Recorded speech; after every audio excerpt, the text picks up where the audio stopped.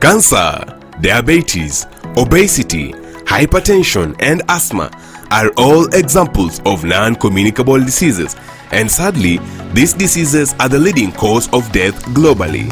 But do they really affect us here in Africa?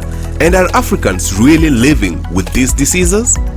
Find out here at the African NCD Champions podcast as we share incredible stories of Africans living with non-communicable diseases. My name is Ogweno Stephen and I'll be your host. Let's roll.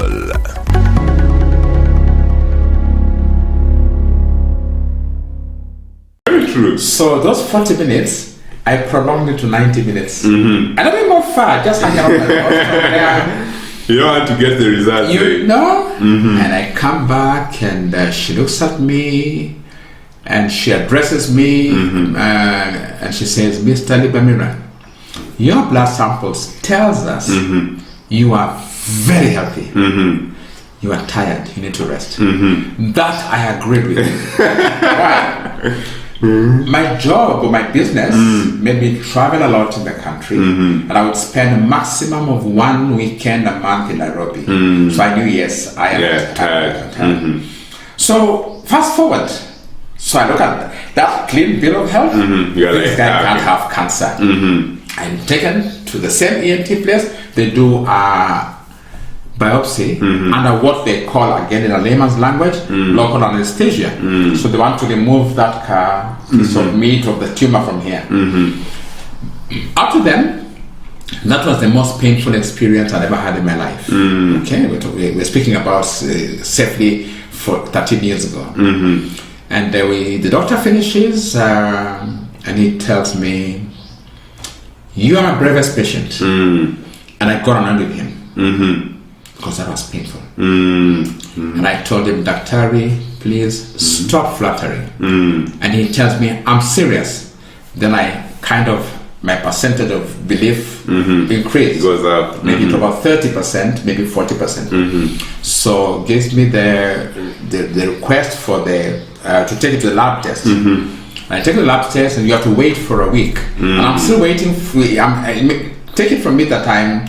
The strong words of Dr. Nyawanda are still this guy. Still very much with you, yes. Clean bill of health. You know? Yeah. So I take it to the lab, and remember in medical, every step is money. So that's a different cost altogether. So I go to the lab and I leave it there and I'm waiting for 1 week. 1 week was going to end on Saturday. So on Saturday, you're back. I'm back, but not alone. My business partner accompanies me. He actually drives my car, and a close friend of mine, also who was a neighbor, she also accompanies. So we get to the hostel. I leave them in the car, and I walk in to get your results. And I'm carrying it here. I can't open it. Yeah. So this doctor, as I enter the car, he opens the door, and he's so excited. He says, my brother's patient. That's the day I believed. He says, wow. And he says, so I give him the results. And being a trainer, I saw an anticlimax. Body language was different. I still remember the words that he said to me, verbatim. He's looking at the results, and he can't look me in the eye.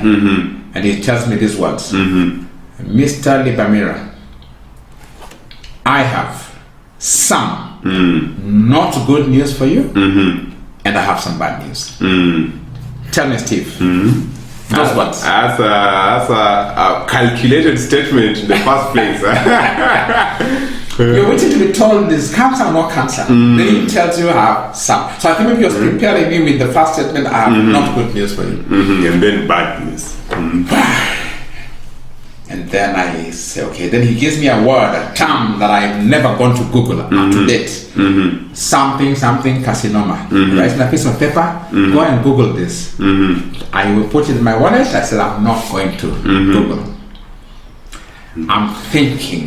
I am thinking aloud, quietly. How do I break this news to my people? He tells me, the time he now brought in the word cancer is when he said, the good news is, this is now the third phase, it can be treated.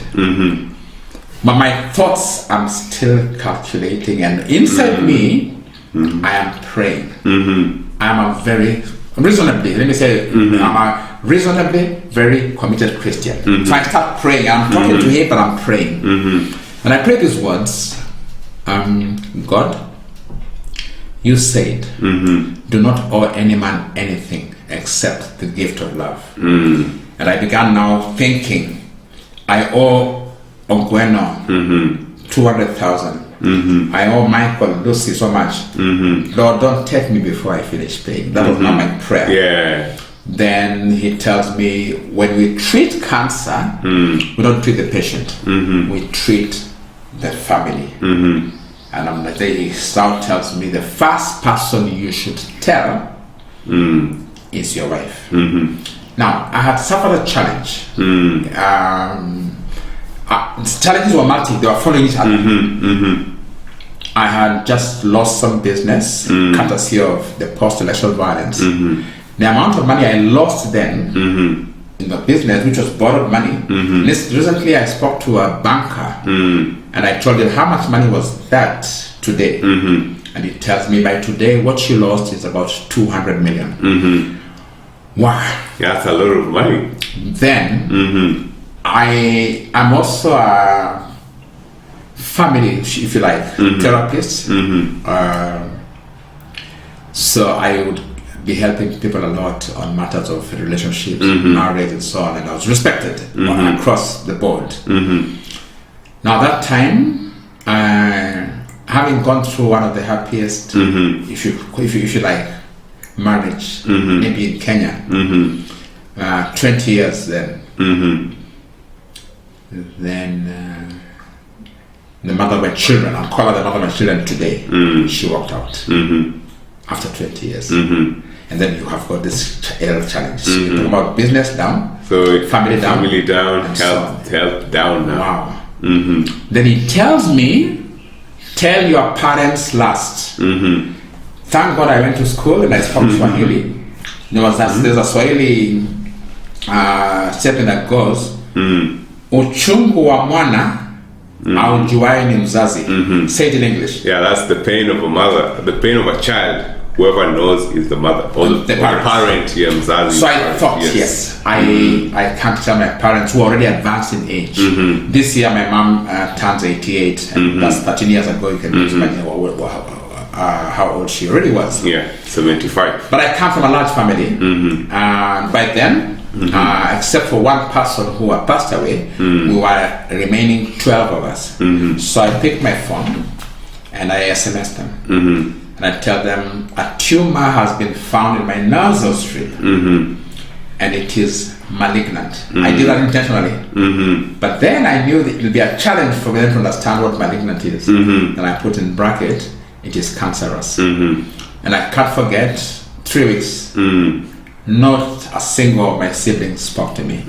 I didn't get annoyed, I knew they were broken. That's what I interpreted. Because remember, it was 2 years earlier that my follower had passed away. We are still recovering. So to them, they thought, wow, Zach is also going. But then I walked through them. Now I face the world.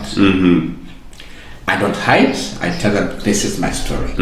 But by this time, I meet friends who tell me, no, Zach, we want you to go for a third opinion. We will pay for it. They tell me. I think it's not up to me, it's denial. Yeah, they denied it. I went together. Before I forget, denial came in many ways. My business partner was going through his own challenges. As we drive off the Nairobi hospital, I believe you know that roundabout. Yeah. He got there, roundabout, he switches off the car, and he walks out. And leaves the vehicle at the roundabout. Then I knew this was denial. I didn't think that. Later on, I realized that was denial.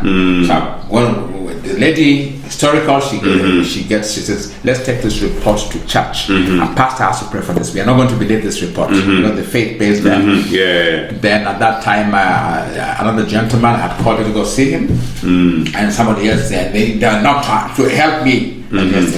And lady tells me, you know what, Zach, why you should go for another opinion? Sometimes the first report says no cancer, and later on it says, I thought this is still denial. Long short of it, now I start the treatment. But before that, I go to this other opinion. A good friend of mine says, I'll pay for that. So that is the 9th of March of 13 years ago. This is the month, by the way. And I walk into this doctor who is supposed to be more experienced than the first, and I give him the report, and he tells me, he gets hysterical. Where have you been? Where have you been? This tumor is 5 months old. Chemotherapy and radiotherapy is not enough to deal with it. We must do a surgery. Oh my, Steve, there's a theory out there that cancer, when you try to operate it, it spreads. I do not want to hear that, especially my business. My business is talking. I'm a trainer, I'm a motivational speaker, I'm an MC where I go. I said, how do they want to interfere with my this is like interfering with your business. You know? I say I do not want to hear this thing of surgery. Fast forward, I go back now to Kenyatta Hospital.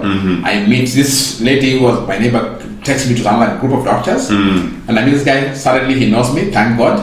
Then I bumped into my ENT, my personal family doctor, and she now can't recognize me. In that short space,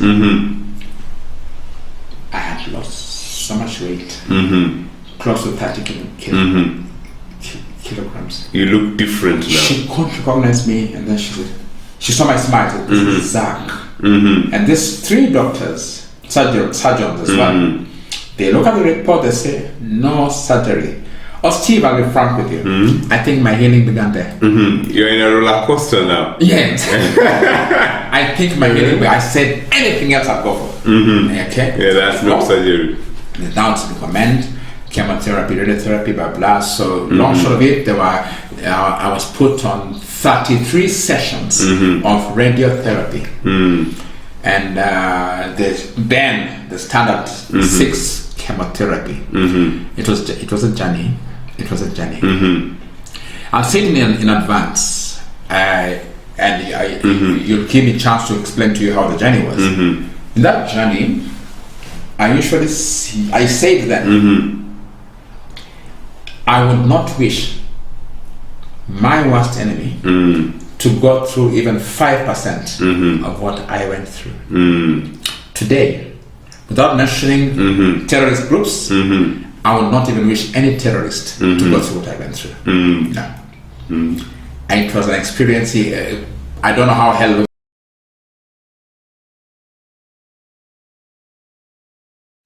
Now that was incredible. Thank you for listening in. Share this with your networks and follow us on all social media at Storelink and at NCD Champions. See you on the next one.